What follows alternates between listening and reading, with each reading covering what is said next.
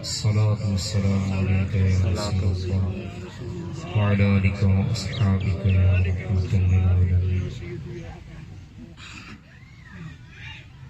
اللہ تعالیٰ کا بے پناہ احسان کہ اس نے ایک مرتبہ پھر ہمیں اپنے اور اپنے پیارے حبیب علیہ السلام کا ذکر کرنے کے لیے اکٹھا ہونے کا موقع عطا فرمایا۔ الحمدللہ۔ ایکو بند بالکل بند کر رہے ہیں۔ چند ایک باتیں ہیں وہ آپ سے عرض کرنی ہے، توجہ رکھیے گا۔ مغرب کا وقت بھی قریب ہے اور مغرب سے پہلے پہلے انشاءاللہ محفل کو اختتام کی طرف لے کر آئیں گے۔ یہ رب تعالیٰ کا بہت بڑا احسان ہے کہ اس نے محبوب علیہ السلام کا ذکر کرنے کا ہمیں موقع عطا کیا، ہمیں توفیق عطا کی۔ اس کی توفیق کے بغیر بندہ اگر چاہے تو ایک نیکی بھی اپنی مرضی سے نہیں کر سکتا،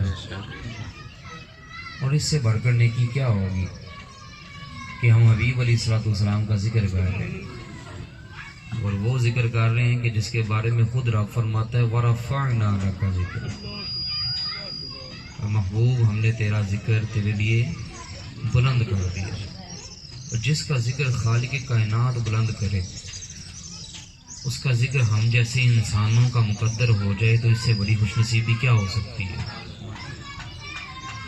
صحابہ اپنے بچوں کو بٹھا کر حضور کی باتیں سنایا کرتے تھے۔ اللہ پاک نے تمام انسانوں کو کچھ نہ کچھ کمالات عطا کیے، اور سب سے زیادہ کمالات انبیاء علیہ السلام کو عطا کیے، جتنے نبی مبعوث کیے ان کو عطا کیے۔ حضرت آدم علیہ السلام سے لے کر حضرت سیدنا عیسیٰ علیہ السلام تک ہر نبی رحمت بن کے ہے، ہر نبی، لیکن ایک خاص طبقے کے لیے، خاص بستی کے لیے، خاص ملک کے لیے رحمت للعالمین ایک ہی بن کر آیا، اور وہ ہمیں عطا کیا۔ الحمدللہ۔ دنیا کا قاعدہ ہے، دنیاوی قاعدہ اگر لے لیا، قاعدہ یہ ہے کہ اگر آپ کسی سے کوئی چیز مانگے نا تو وہ قیمتی سے قیمتی چیز بھی نثار کرنے کے لیے تیار ہو جاتا، دے دیتا، قربان کر دیتا۔ جو آپ مانگیں گے قیمتی سے قیمتی چیز دے دے گا، لیکن اپنا یار کوئی نہیں دیتا، محبوب کوئی نہیں دیتا۔ رب نے اتنا کرم کیا، آسمان کی چھت عطا کی، زمین کا بستر عطا کیا، پھل عطا کیے، رزق عطا کیا، اولاد دی، ماں باپ دیے، انعامات کی بارش کر دی، لیکن احسان نہیں جتلایا۔ اتنے انعامات کیے، اتنے انعامات، احسان نہیں جتلایا۔ اور اتنے انعامات کیے کہ خود رب فرماتا ہے وَإِن تَعُدُّوا نِعْمَتَ اللَّهِ لَا تُحْصُوهَا، اگر تم شمار کرنا چاہو نا، اتنی نعمتیں تمہیں دے دی ہیں، شمار کرنا چاہو نا تو شمار نہیں کر سکتے، گن نہیں سکتے، تم گن نہیں سکتے، اتنے انعامات دیے، لیکن احسان نہیں جتلایا۔ لیکن جب محبوب کی باری آئی نا تو لَقَدْ مَنَّ اللَّهُ عَلَى الْمُؤْمِنِينَ کہہ کر احسان جتلایا۔ اللہ تعالیٰ نے مومنین پر احسان کیا۔ کیا احسان کیا؟ احسان کیا کہ اپنا محبوب دے دیا۔ محبوب کوئی نہیں دیتا، رب نے محبوب دے دیا۔ میلاد النبی منانے کا اصل میں مقصد ہی یہ ہے کہ ہم اللہ کا شکر ادا کرتے ہیں، رسول اللہ صلی اللہ تعالیٰ علیہ وسلم کا ذکر کر کے رب تعالیٰ کی بارگاہ میں اس کا شکر ادا کرتے ہیں کہ مولا تو نے محبوب عطا کر دیا، ہم تو اس قابل ہی نہیں تھے۔ حقیقت میں مقصد جو ہے میلاد النبی کا وہ صرف اور صرف حضور علیہ السلام کی آمد پر رب کا شکر ادا کرنا، اور اسی چیز کا ہمیں حکم دیا کہ وَأَمَّا بِنِعْمَةِ رَبِّكَ فَحَدِّثْ، رب کی نعمت کا خوب شکر ادا کرو، خوب چرچا کرو۔ خوب چرچا کس طرح ہوتا ہے؟ وہ اسی طرح ہوتا ہے کہ اللہ کا شکر ادا کر کے چرچا کیا جائے. اور جب اللہ کا شکر ادا کیا جائے نا, اللہ کو ہمارے شکر ادا کرنے کی کوئی ضرورت ہے؟ کیا ہماری نمازوں کی کوئی ضرورت ہے؟ اللہ کسی کا محتاج نہیں, سب اس کے محتاج. لیکن پھر بھی جب بندہ شکر ادا کرتا ہے تو رب تعالیٰ ارشاد فرماتا ہے لئن شکرتم لازیدنکم, جتنا شکر ادا کرو گے اور ملے گا. اور یہاں جو شکر ادا کیا جائے, محبوب کی آمد کا شکر ادا کیا جائے, تو حدیث مبارکہ میں آتا ہے کہ جبریل کو رب نے بھیجا حضور کی بارگاہ میں. صحابہ بیٹھ کے حضور کا ذکر کر رہے تھے, اللہ کا شکر ادا کر رہے تھے کہ یا رسول اللہ آپ آ گئے, یہ اللہ پاک نے ہم پر احسان عظیم فرمایا. ورنہ ہم تو انسانیت ہی بھول گئے تھے, ہمیں تو انسانیت کا ہی نہیں تھا پتا انسان کیا ہوتا ہے. انسانیت ہی ختم ہو گئی تھی. بچیوں کو زندہ درگور کر دیا جانا کیا انسانیت ہے؟ بتوں کے آگے سجدہ ریز ہو جانا کیا انسانیت ہے؟ ہم تو اپنی انسانیت ہی بھول گئے تھے. ہم نے تو اپنے آپ کو اتنا ذلیل کر دیا تھا. رب نے آپ کو بھیجا, ہمیں دین اسلام دے دیا, آپ عطا کر دیے, ہم اس پر رب کا شکر ادا کر رہے ہیں. رسول اللہ فرماتے ہیں تم یہاں بیٹھ کر میلاد منا رہے ہو, فاخبرنی, جبریل آئے, انہوں نے خبر دی ہے, ان اللہ عز و جل یباہی بکم الملائکہ, تم یہاں میرا ذکر کر رہے ہو, رب تعالیٰ فرشتوں میں تم پر فخر فرما رہا ہے. ضرورت نہیں ہے رب کو ہمارا شکر ادا کرنے کی, اس کے باوجود مزید انعام فرماتا ہے. اور یہاں جو آیت میں ہے وَأَمَّا بِنِعْمَةِ رَبِّكَ فَحَدِّثْ, اس نعمت سے مراد کیا ہے؟ نعمت کیا ہے؟ ہم اولاد کو نعمت کہتے ہیں کہ نہیں کہتے؟ اولاد نعمت ہے, رزق نعمت ہے, ماں باپ نعمت ہے, اچھا گھر مل جائے وہ نعمت ہے, اچھی سواری مل جائے وہ نعمت ہے, کئی نعمتیں. ہمارا جسم کا سلامت ہونا بہت بڑی نعمت ہے, سلیم الاعضاء ہونا نعمت ہے. اس نعمت سے مراد کیا جس کا رب نے چرچا کرنے کا حکم دیا, وَأَمَّا بِنِعْمَةِ رَبِّكَ فَحَدِّثْ, اپنے رب کی نعمت کا خوب چرچا کرو. تو حضرت فاروق اعظم فرماتے ہیں, بخاری کی دوسری جلد ہے, اس میں فرماتے ہیں کہ محمد نعمت اللہ, رسول اللہ اللہ کی نعمت ہے. اس نعمت سے مراد رسول اللہ کی ذات گرامی ہے. اور جب رسول اللہ صلی اللہ علیہ وسلم کی ذات گرامی ہمارے پاس آ گئی تو اب ہمیں چاہیے کہ رب کا شکر ادا کریں, اور اس انداز میں ادا کریں کہ جو شریعت سے باہر نہ نکال لیا. اور یہ مل بیٹھ کر ذکر کرنا یہ صحابہ سے ثابت ہے. یہ نعتیں پڑھنا, حضور کا تذکرہ کرنا, یہ صحابہ سے ثابت ہے. صحابہ اپنی نعتیں جو لکھی ہوئی تھی, جو قصائد لکھتے تھے, قصیدے لکھتے تھے, حضور کی بارگاہ میں پیش کرتے تھے, حضور انعامات عطا کرتے ہیں. حسان بن ثابت کو چادر نہیں ملی, حضور کی بارگاہ سے حضرت حسان بن ثابت کو چادر ملی. اور کئی صدیاں بعد امام بصیری نے قصیدہ بردہ لکھا تو ان کو خواب میں چادر مل گئی, صبح ان کے سرانے موجود تھی. حضور تو انعامات عطا کرتے تھے نعتیں سننے پر. یہ اس طرح مل کر بیٹھنا یہ حضور کے صحابہ سے ثابت ہے. ایک غزوے سے واپسی کے موقع پر حضور علیہ السلام کی بارگاہ میں حضرت عباس حاضر ہو کے عرض کرتے ہیں, حضور ایک نعت لکھی ہے سناؤں؟ ہے توجہ جی, ایک نعت لکھی ہے آپ کی بارگاہ میں, سناؤں؟ تو نعت یہ چھوٹا کام تو نہیں ہے. نعت پڑھنا اور پھر حضور کی بارگاہ میں حضور کے سامنے بیٹھ کر پڑھنا, کیا عالم ہو. غزوے سے واپسی کا موقع ہے, صحابہ سب مسجد میں اکٹھے ہو گئے. حضور کی عادت کریمہ تھی کہ جب کسی غزوے سے واپسی آتے تو ڈائریکٹ گھر جانے کی اجازت نہیں ہوتی تھی صحابہ کو, مسجد میں آتے. مسجد میں آ کر یہاں کچھ دیر قیام ہوتا تھا, اس کے بعد حضور کی اجازت سے صحابہ گھروں کو جاتے تھے. ایک غزوہ سے واپسی کے موقع پر حضرت عباس حاضر ہوئے, صحابہ بیٹھے. کیسی محفل ہوگی کہ جس میں سننے والے صحابہ ہیں, صدارت رسول اللہ صلی اللہ علیہ وسلم کی ہے, اور نعت پڑھنے والے نعت خواں جو ہیں حضور کے چچا ہیں. واہ واہ سبحان اللہ. حضور کے چچا بارگاہ رسالت میں حاضر ہو کے عرض کرتے ہیں, حضور نعت سناؤں, ایک نعت لکھی ہے. تو حضور ارشاد فرماتے ہیں اگر نعت پڑھنی ہے نا تو پھر زمین تو نہیں, پھر تیری جگہ ممبر ہے, پھر تو ممبر پر بیٹھ جا. تو صرف ممبر نہیں عطا کیا, ساتھ میں دعا دی, لا یفقد اللہ فاقا, چچا تو نہ سنا, اللہ تیرا چہرہ ہمیشہ سلامت رکھے، اب ہمیشہ سلامت۔ چچا نے کتنی دیر رہنا تھا؟ حضور جانتے تھے کہ عمر کتنی ہے۔ اور حضرت عباس رضی اللہ عنہ کا انداز بھی، انداز محبت بھی جدا تھا سب سے۔ حضرت عباس رضی اللہ تعالیٰ عنہ حضور علیہ الصلوۃ والسلام کے چچا تھے، لیکن سگے چچا نہیں تھے۔ سگے چچا سے مراد یہ ہے کہ حضرت عبد المطلب کی کسی اور زوجہ سے ہوئی ہے۔ کسی نے پوچھا کہ اب اتنا فرق تو عمر کا لگتا نہیں ہے، تو آپ حضور سے بڑے ہیں یا حضور آپ سے بڑے ہیں؟ اب ان کا جواب سنیے۔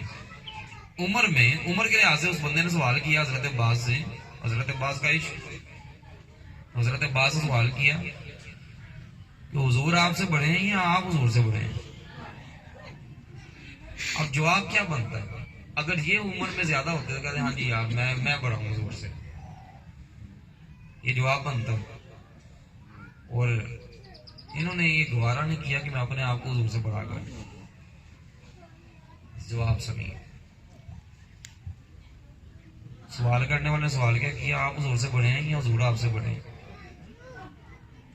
تو یہ جواب دیتے ہیں کہ بڑے تو حضور ہیں، بڑے تو حضور ہیں، پیدا میں پہلے ہو گیا تھا، میں سمجھ نہیں آئی تھا، بڑے حضور ہی ہیں لیکن پیدا میں پہلے ہو گیا۔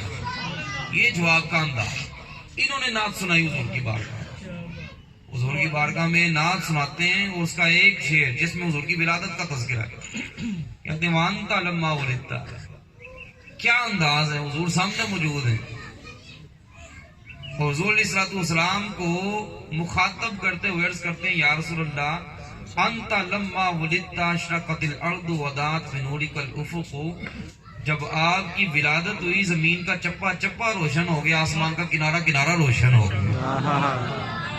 یہ ولادت کی باتیں آج سے تو شروع نہیں ہوئی، میلاد آج سے تو نہیں ہے، یہ میلاد تو حضور کے سامنے بیٹھ کے منایا گیا، اس میں ولادت کا تذکرہ ہے یا نہیں ہے؟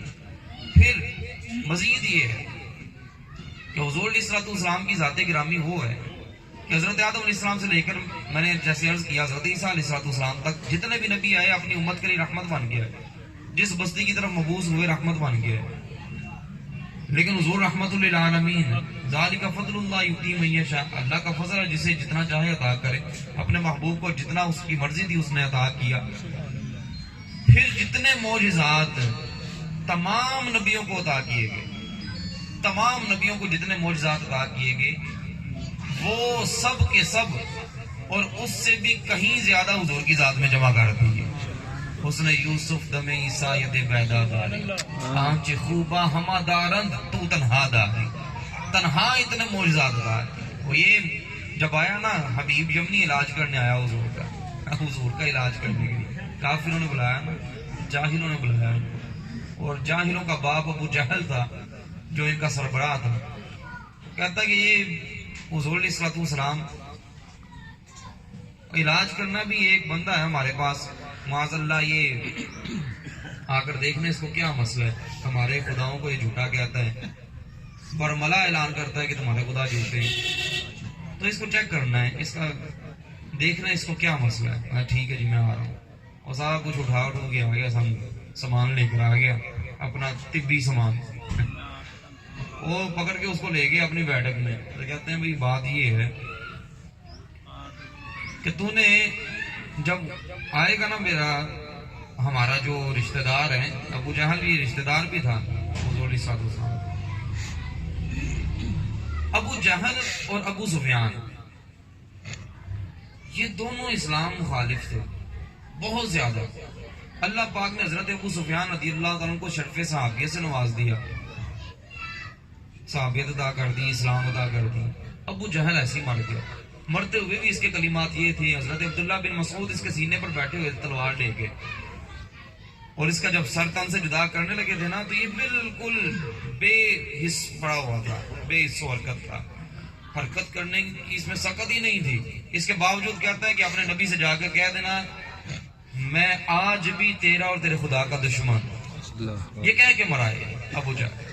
ابو سفیان کو اسلام مل گیا، اور ابو سفیان کی آپ دیکھیں ہسٹری اٹھا کر دیکھیں، اسلام سے پہلے کی، فتح مکہ کے پہلے کی، تو یہ سب سے بڑے اسلام مخالف تھے، اپنا مال بھی خرچ کرنے میں دریغ نہیں کرتے تھے. ان کو اسلام مل گیا, ابو جہل کو اسلام نہیں ملا. وجہ کیا ہے؟ اسلام اس کو کیوں مل گیا؟ اللہ پاک کا سب سے بڑا کرم یہ ہے کہ آپ کے پاس دولت ایمان ہو. دولت ایمان سے بڑھ کے کوئی دولت نہیں. ابو سفیان کو اسلام کیوں ملا؟ مواہب الدنیا میں زرقانی نے لکھا, حضرت سیدہ خاتون جنت چھوٹی سی بچی تھی, تو یہ جا رہی تھی تو ابو جہل نے بکواس کرنا شروع کر دی رسول اللہ صلی اللہ علیہ وسلم کے خلاف. تو وہ آپ کو غصہ آیا, چھوٹی بچے غصہ آتا ہی ہے نا, میرے باپ کے خلاف, پھر باپ بھی وہ ہو جو تمام جہانوں کا سردار ہو, تو اس کے خلاف بولا جائے. تو انہوں نے کہا, انہوں نے کچھ کہا اس کو, ابو جہل کو آگے سے کچھ کلمات کے کہا, وہ ہلکا سا تھپڑ مارا, ایسے بولتی ہو آگے سے, تھپڑ مارا. یہ روتی ہوئی حضور کی بارگاہ میں چلے گئی, حضور مجھے ابو جہل نے مارا ہے. حضور علیہ الصلوۃ والسلام پر بڑے ظلم و ستم ڈھائے تھے اس نے, کبھی اوجری رکھ دی, کبھی گلا دبا دیا, کبھی کچھ, کبھی پتھر برسائے, کبھی کچھ کیا, کبھی کچھ کیا. حضور نے بدلہ نہیں لیا, پوری تاریخ اٹھا کر دے گی, پوری سیرت اٹھا کر دے گی, حضور نے بدلہ نہیں لیا. جب یہ معاملہ ہوا نا تو حضور کی چشمان اقدس میں بھی آنسو آ گئے. خاتون جنت کی آنکھوں میں آنسو کیوں آئے؟ آ کہتی ابو سفیان کے پاس چلی جا. آپ نے فرمایا ابو سفیان کے پاس جا, اسے جا کے کیا, ابو جہل نے مجھے تھپڑ مارا ہے. کہ ابو سفیان کے پاس آتی ہیں خاتون جنت, آگے فرماتی ہیں کہ مجھے ابو جہل نے تھپڑ مارا ہے اور میرے بابا نے آپ کے پاس بھیجا ہے. آپ نے اس کو اٹھایا, ابو سفیان نے ابھی اسلام قبول نہیں تھا کیا, اٹھایا, ابو جہل کا دروازہ کھٹکھٹایا, باہر آیا, تو نے اس بچی کو تھپڑ مارا ہے, اور تم کب سے وکیل بن گیا ان کا, تو کب سے وکالت کرنے لگ گیا, اور اس بات کو چھوڑ تو نے تھپڑ مارا ہے؟ ہاں مارا ہے. تو ابو سفیان کہتے ہیں بیٹا اس کے منہ پہ تھپڑ مار,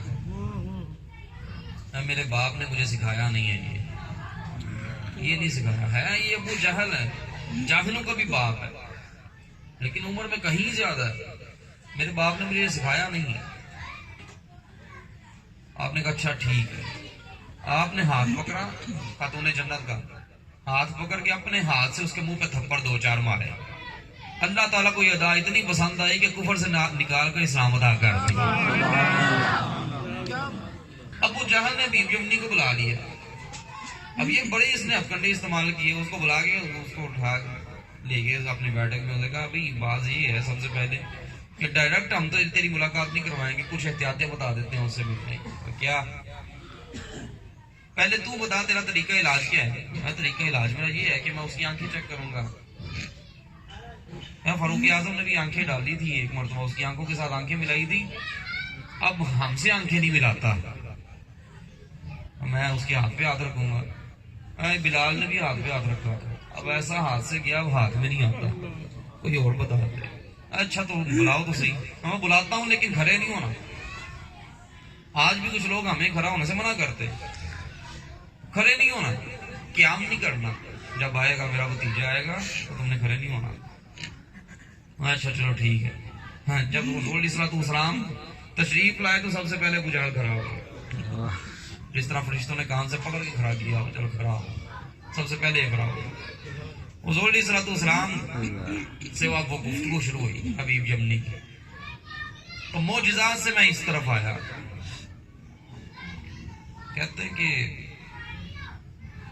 آپ یہ بتائیں کہ تمام انبیاء علیہ السلام کو اللہ تعالیٰ نے معجزات عطا کی ہیں. اعلیٰ کا معجزات, آپ کو کوئی معجزہ دیا ہے رب نے؟ حضرت آدم علیہ السلام سے لے کر حضرت عیسیٰ علیہ السلام تک تمام نبی معجزات نے کی.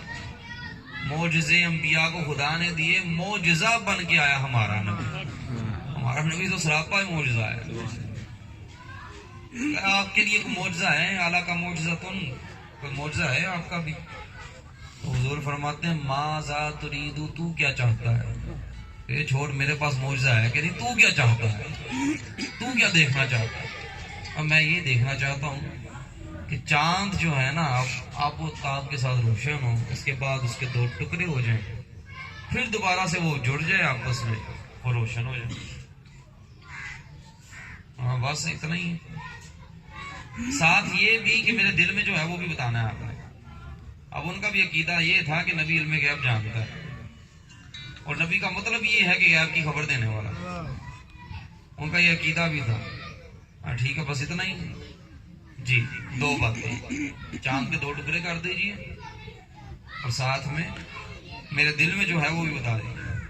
حضرت عباس کہتے ہیں حضور علیہ الصلوۃ والسلام کی بارگاہ میں حاضر ہو کے، یا رسول اللہ میں دیکھتا تھا کہ آپ جب جھولے میں تھے نا، جھولا جھول رہے ہوتے تھے، ساتھ میں آپ انگلی اٹھاتے تھے چاند کی طرف، جدھر آپ کی انگلی اٹھتی تھی چاند ادھر ہی چلا جاتا تھا.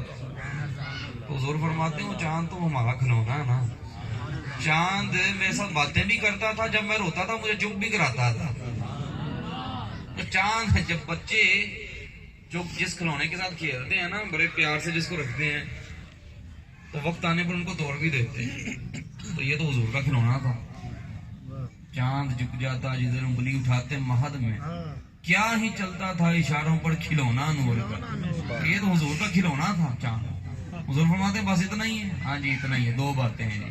حضور علیہ الصلوۃ والسلام نے چاند کو اشارہ کیا، 2 ٹکڑے ہو گیا اور فرمایا تیرے دل میں یہ ہے، جو تیرے دل میں ہے نا تو گھر جا، اس کا جواب تجھے گھر جا کے مل جائے گا.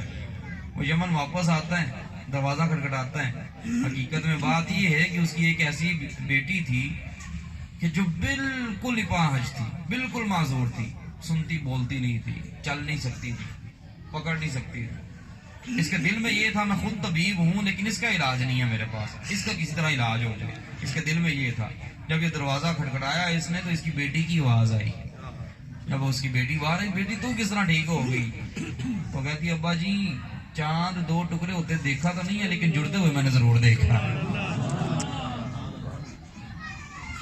حسن یوسف دم عیسیٰ ید بیدا داری، آنچ خوبہ ہما دارن تو تنہا داری. وہ معجزے جو تھے نا انبیاء علیہ السلام کو، وہ رب کی عطا سے ایک لمٹ تھی. اتنے معجزے جیسے موسیٰ علیہ السلام کو 9 معجزے دیے، 10واں نہیں ملتا. لیکن حضور کے معجزات کا حد و شمار ہی نہیں ہے. اللہ تعالیٰ نے جب ایسا محبوب ہمیں عطا کیا تو ہم پر یہ فرض ہے کہ ہم اس کا شکر ادا کریں، اور دوسرا فرض یہ ہے کہ ہم اس کے حبیب کی اطاعت بھی حقیقی معنی میں کریں. اور اطاعت کس چیز میں؟ اطاعت اس چیز میں نہیں ہے کہ سال بعد بیٹھ گئے اور میلاد منا لیا اور نعتیں پڑھ لی اور بیان سن لیا، لنگر وغیرہ کھایا تو کام ختم. یہ نہیں ہے. میلاد روزانہ آپ منا سکتے ہیں. روزانہ میلاد اس طرح ہے. میلاد کا مطلب کیا ہے؟ حضور کی ولادت کی خوشی منانا. تو روزانہ منا سکتے ہیں. 5 نمازیں پڑھیں، حضور کی آنکھوں کو ٹھنڈک پہنچائیں. حضور کی آنکھوں کو ٹھنڈک پہنچائیں یار. نماز حضور کی آنکھوں کی ٹھنڈک ہے. نماز پڑھنی کوئی نہیں، میلاد منا لیا تو یہ فرض ادا نہیں ہو گیا. یہ الگ بات ہے. ہم الحمدللہ حضور کی امت ہیں، لیکن حضور کی امت ہونے کا حق کتنا ادا کرنے میں بھی جانتا ہوں، یا آپ بھی جانتے ہیں. تو رسول اللہ صلی اللہ علیہ وسلم کو اللہ تعالیٰ نے یہ بنا کر بھیجا ہمارے لیے نمونہ. لقد کان لکم فی رسول اللہ اسوۃ حسنہ، بہترین نمونہ بنا کر بھیجا. اور ہمیں کیا چاہیے؟ حضور علیہ السلام کی پیروی میں زندگی گزاریں. اللہ تعالیٰ عمل کی توفیق عطا فرمائے. وآخر دعوانا الحمدللہ.